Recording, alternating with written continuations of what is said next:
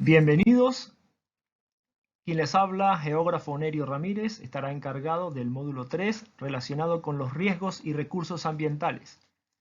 A continuación, en las siguientes diapositivas vamos a observar los indicadores de riesgos y cambio climático referentes al tema 4. Para desarrollar el concepto de riesgo, es fundamental tener en cuenta la definición de amenaza y vulnerabilidad. La amenaza, por su parte, se refiere a la probabilidad de que ocurra un fenómeno natural o inducido por el hombre que pueda ocasionar daños a una localidad o territorio.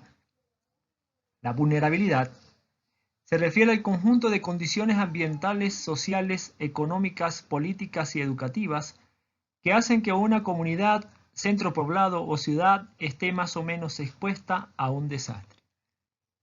Siguiendo la fórmula del riesgo igual a amenaza por vulnerabilidad, entonces pudiéramos decir que el riesgo es la probabilidad de que el desastre ocurra, ocasionando pérdidas materiales, económicas, humanas y o ambientales como consecuencia de la combinación de las amenazas y las vulnerabilidades. En tal sentido, solo la presencia en forma conjunta de amenaza y vulnerabilidad en el mismo lugar crea un riesgo, que al producirse un evento concreto puede convertirse en desastre. Siguiendo la bibliografía referida al concepto de riesgo, encontramos la siguiente fórmula. Riesgo es igual a amenaza por vulnerabilidad. Esta vulnerabilidad se subdivide en varios tipos, como lo veremos en las clases posteriores, y en algunas ocasiones está relacionado a la exposición de las personas, sus construcciones, las infraestructuras en las ciudades e inclusive el ambiente. Este concepto incluye la capacidad de respuesta que tienen las comunidades y las instituciones, los servicios médicos, los servicios de respuesta inmediata ante emergencias y la resiliencia del ambiente, incluyendo al ser humano como el elemento expuesto. Para determinar las amenazas se debe considerar los detonantes y condicionantes. Como ejemplo de condicionantes tenemos los rangos de pendientes, inclinadas, poco inclinadas, relieves planos. También existen otros condicionantes muy importantes como el tipo de suelo, las características o propiedades físicas de los mismos, las unidades litológicas y sus características, qué tan inestable es la ladera o la vertiente, y la cobertura vegetal. Como ejemplos de detonantes tenemos las fuertes precipitaciones y la actividad sísmica. El otro elemento del riesgo es la vulnerabilidad, la cual se conoce como un proceso mediante el cual se determina el nivel de exposición y la predisposición a la pérdida de un elemento o grupo de elementos ante una amenaza específica, contribuyendo al conocimiento del riesgo a través de interacciones de dichos elementos con el ambiente peligroso. Profundizando en el tema, la amenaza significa la potencialidad de la ocurrencia de un evento con cierto grado de severidad, mientras que el evento en sí mismo representa al fenómeno en términos de sus características, dimensiones y ubicación geográfica. Evaluar la amenaza es pronosticar la ocurrencia de un fenómeno con base en el estudio de su mecanismo generador, el monitoreo del sistema perturbador y el registro de eventos en el tiempo. Para ejemplificar las amenazas a nivel mundial se tienen dos ejemplos. El primero de ellos relacionado con la distribución por continentes de los desastres socionaturales ocurridos durante 1900 y 2018. Específicamente, el Núcleo de Geodesastres Sur del Instituto Nacional de Pesquisas Espaciales del Brasil lleva las estadísticas a nivel de continentes relacionadas con inundaciones, movimientos de masa, eventos hidrometeorológicos, sequías, temperaturas extremas, incendios, vulcanismo, terremotos y tsunamis. El segundo ejemplo tiene que ver con el mapa de amenazas sísmicas globales. Aunque en el tema el centro de atención es el cambio climático, no deja de ser muy importante el análisis de este tipo de amenaza, ya que cobra muchas vidas en cada terremoto, en cada erupción volcánica y en cada consecuente tsunami. La clasificación de las amenazas que generan desastres se pueden subdividir en tres grandes grupos, según la intensidad relacionada con desastres nivel 1, nivel 2 y nivel 3. Según la evolución relacionada con eventos súbitos de evolución aguda, como por ejemplo la crecida torrencial de un afluente hídrico, como una quebrada o un río, los eventos graduales de evolución crónica, como las sequías, y un tercer y último grupo relacionado con el origen, la cual se subdivide en eventos naturales, humanos o sociales y mixtos. Siguiendo autores como el profesor Antonio Luis Coimbra de Castro en el año 2007, subdivide los riesgos de desastres en tres grandes grupos: de naturaleza tecnológica, de naturaleza social y de naturaleza biológica. Estos tres grandes grupos de riesgos de desastres serán subdivididos a continuación, teniendo en cuenta la relación con la participación ciudadana, la sostenibilidad y el cambio climático. Los riesgos de desastres de naturaleza tecnológica que aportan de manera negativa al cambio climático se muestran en la siguiente lámina. Los mismos hacen de una u otra manera influencia sobre el cambio climático. Los riesgos de desastres humanos de naturaleza social se pueden subdividir en 6 grandes grupos. Los relacionados con los ecosistemas urbanos y rurales, es decir, con la ciudad y el campo. Los relacionados con convulsiones sociales, como el desempleo, la especulación, el hambre y la desnutrición. Las migraciones intensas, masivas y descontroladas. El narcotráfico, el vandalismo, el crimen organizado, el colapso de sistemas penitenciarios, el terrorismo internacional y nacional. Los conflictos ideológicos, religiosos armados y no armados, y por último las guerras biológicas, nucleares, químicas, internas, civiles e insurreccionales.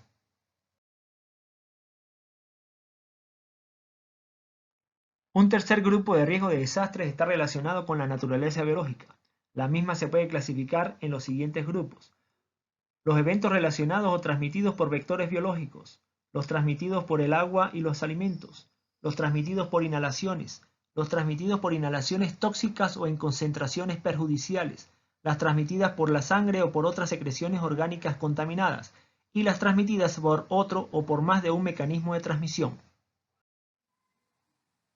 Autores como Gustavo Wilche-Cho han producido una de las mejores visiones integradoras en el análisis de vulnerabilidad, un enfoque integral para visualizarse en la presente figura, que permitirá especificar los indicadores y variables involucradas en cada tipo de vulnerabilidad.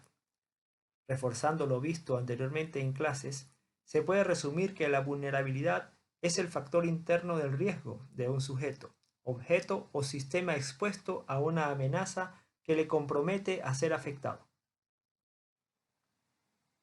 La vulnerabilidad es estudiada desde un enfoque global y posteriormente se desglosa en tipos de vulnerabilidades, tal como se mencionó en el ejemplo de sus componentes en la diapositiva anterior. Se trata del análisis de la interacción de factores y características internas y externas que resultan en la incapacidad del sistema, cuenca, comunidad, territorio, de responder adecuadamente ante la presencia de una amenaza determinada.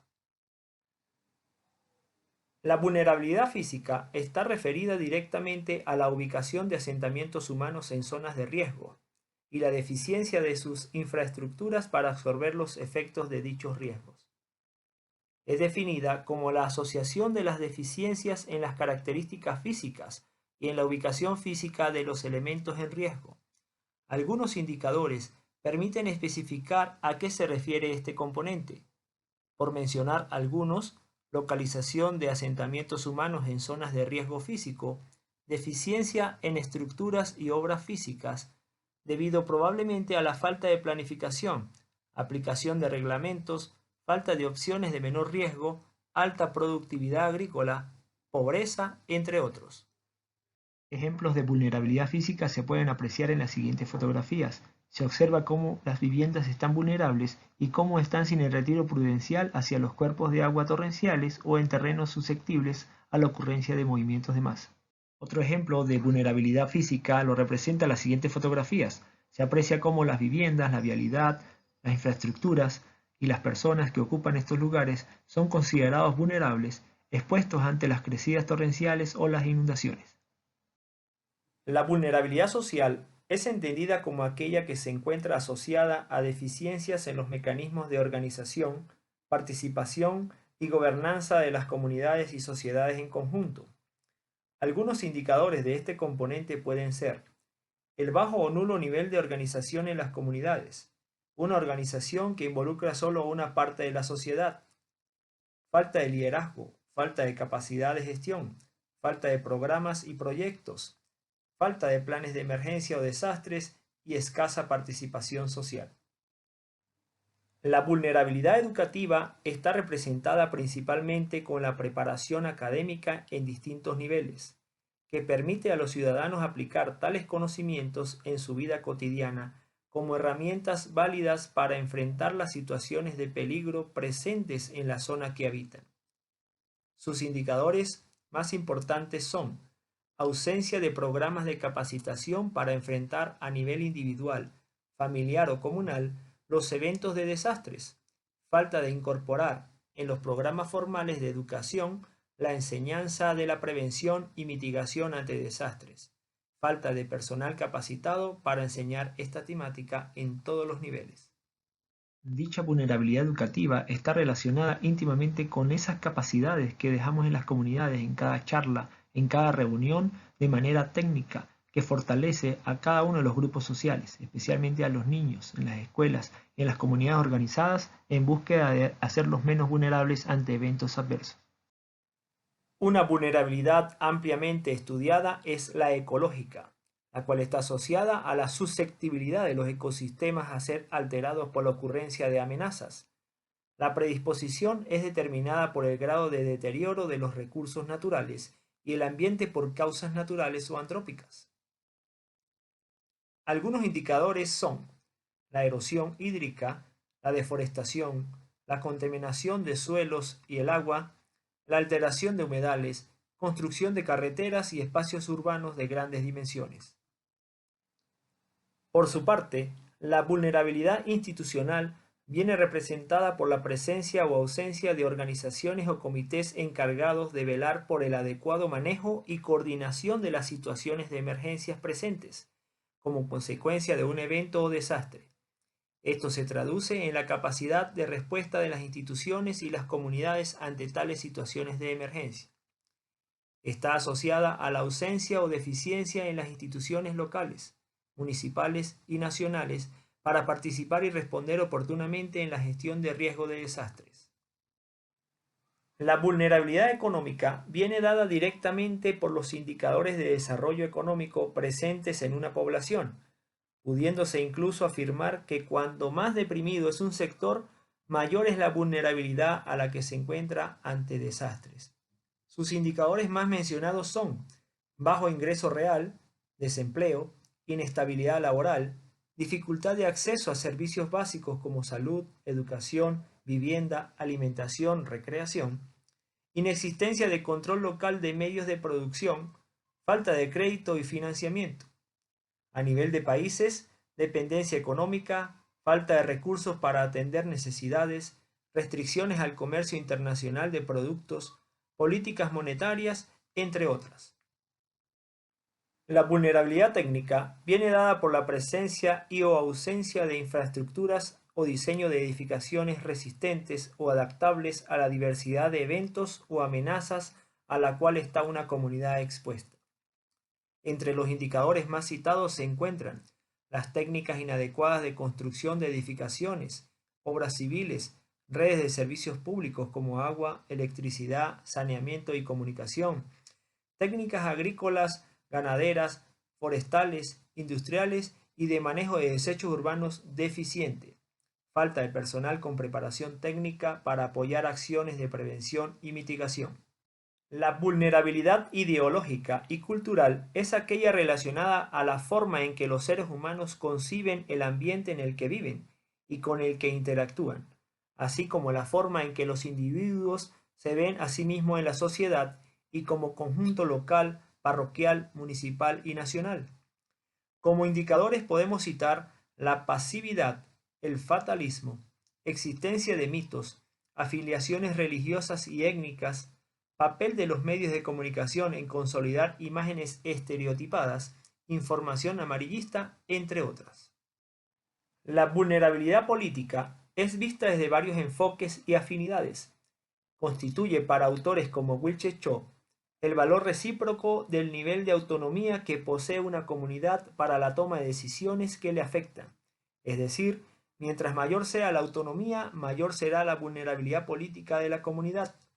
Sus indicadores más comúnmente mencionados son alto grado de centralización de toma de decisiones y en la organización gubernamental, debilidad de la autonomía de decisiones en los niveles locales y comunitarios, manejo politiquero de situaciones de riesgo y desastres, falta de voluntad política para implementar programas formales de educación y de planificación u ordenamiento territorial.